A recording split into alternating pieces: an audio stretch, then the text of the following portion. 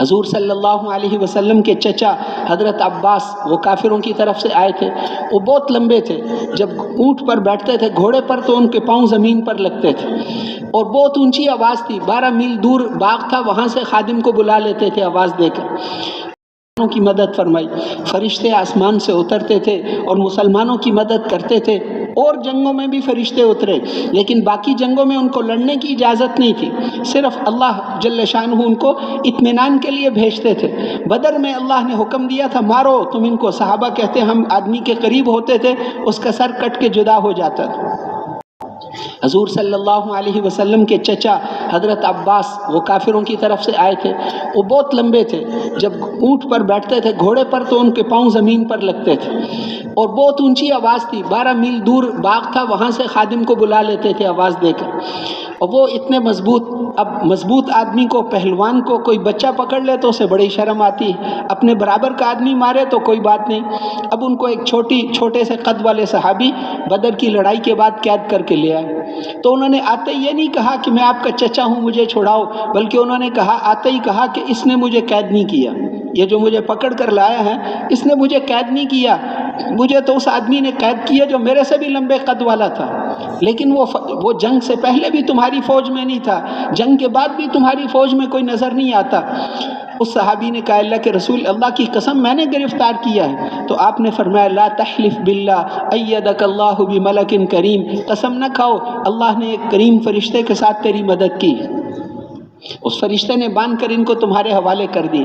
جیسے ایک بچہ اونٹ کو پکڑ کر لے آئے، ان کو پکڑ کر گرفتار کر کے لے آئے، تو اللہ جل شانہ نے مدد فرمائی.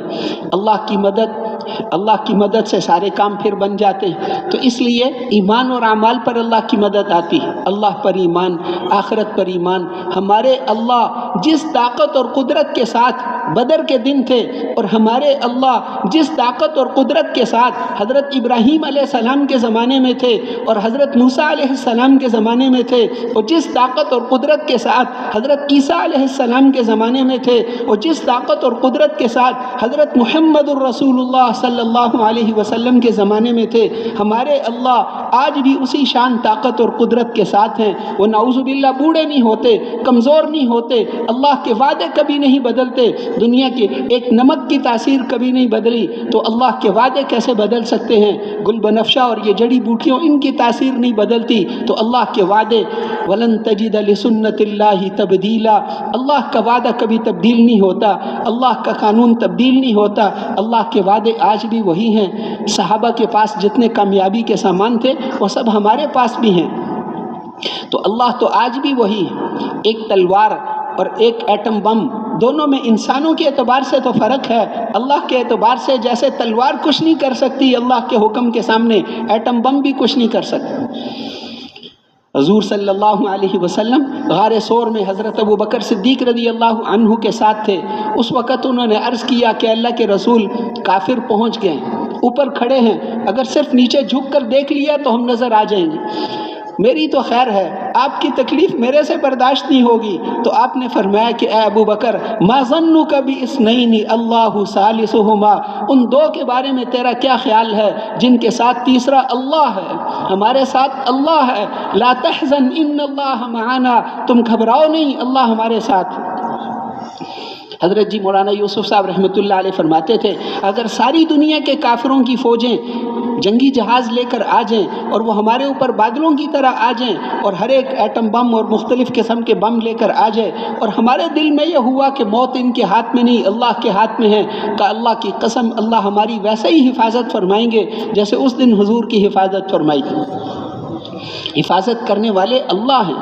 اللہ جل شانہ کسی کی حفاظت کرنا چاہیں اور موت کے ہزاروں سامان ہوں، اللہ کا حکم چلتا ہے، وہ موت کے سامان اس آدمی کی حفاظت شروع کر دیتے ہیں. وہ موت کے سامان، وہ سانپ، وہ بچھو، وہ ساری چیزیں اس کی حفاظت کا ذریعہ بنیں گے. اس کائنات کا ہر ذرہ وہ کرتا ہے جو اللہ چاہتے ہیں.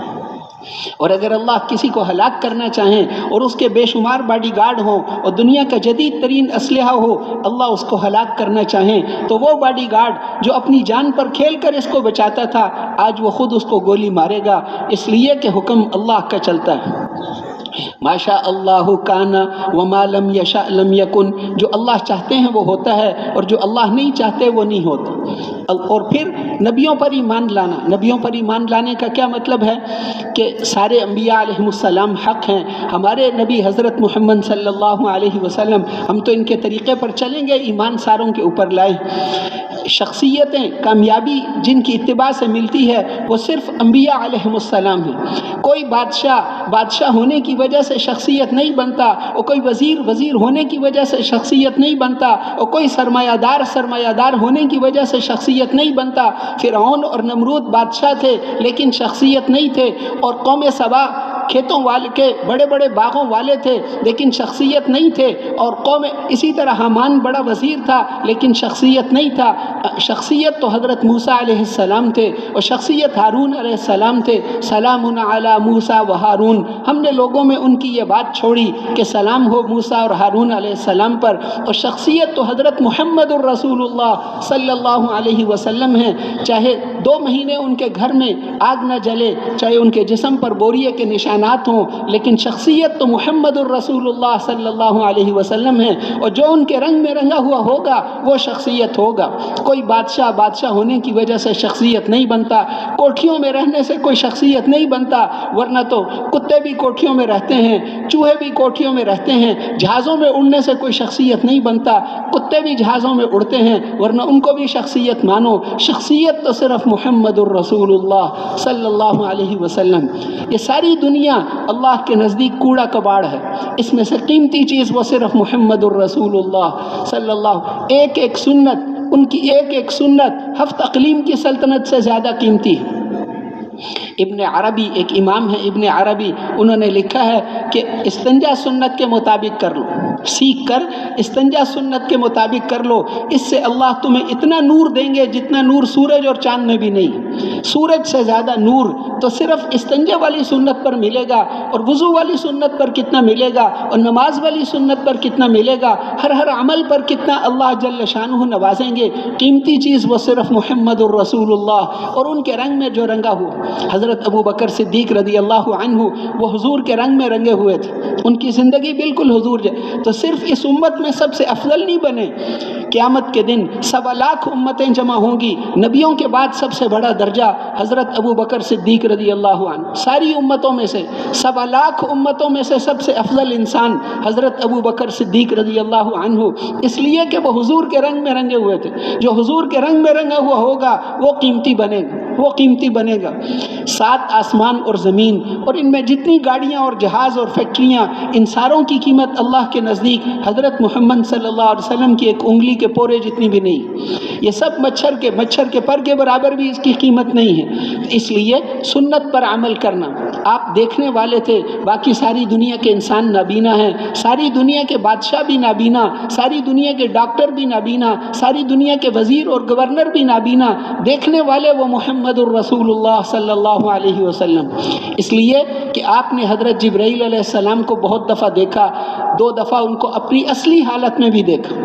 जिब्राईल अलैहिस्सलाम जब खड़े होते थे तो उनका सर आसमानों में और उनके पाँव ज़मीन में। 14,000 साल सफ़र करो इतना उनका कद था। ज़मीन से आसमान तक सिर्फ 500 साल का 500 साल का रास्ता है, और वो 7वें आसमान से ऊपर। इतना बड़ा फरिश्ता जब अल्लाह के दरबार में जाता है तो ये बागों में उड़ने वाली चिड़िया जितना रह जाता है। अल्लाह इतने बड़े हैं। और हुजूर सल्लल्लाहु अलैहि वसल्लम ने जिब्राईल अलैहिस्सलाम को अपनी असली हालत में देखा, जन्नत के सारे मंजर अपनी असली हालत में देखे, फरिश्तों को। एक आदमी ने आपकी मजलिस में ये कलिमात पढ़े, अल्हम्दुलिल्लाहि हम्दन कसीरन तय्यबन मुबारकन फी। आपने फरमाया 13 फरिश्ते इसका सवाब उठा कर ले जा रहे। आज कोई पढ़े उसका सवाब भी 13 फरिश्ते लेकर जाते हैं, लेकिन हमें नज़र नहीं आते, आपको नज़र आते थे। एक दफ़ा एक आदमी ने, आप खाना खा रहे थे सहाबा के साथ, एक नौजवान आया, एक दफ़ा एक बच्ची, एक दफ़ा नौजवान, 2 किस्से हदीसों में आते हैं। उसने लुक़मा उठाया, आपने उसका हाथ पकड़ लिया। सहाबा को फरमाया बताओ मेरे हाथ में क्या है, कि इस आदमी का हाथ है। आपने कहा तुम्हें नहीं नज़र आता, इसके हाथ में 2 हाथ हैं, शैतान का भी है इस आदमी का भी है। दोनों को पकड़ लिया। इसने बिस्मिल्लाह नहीं पढ़ी।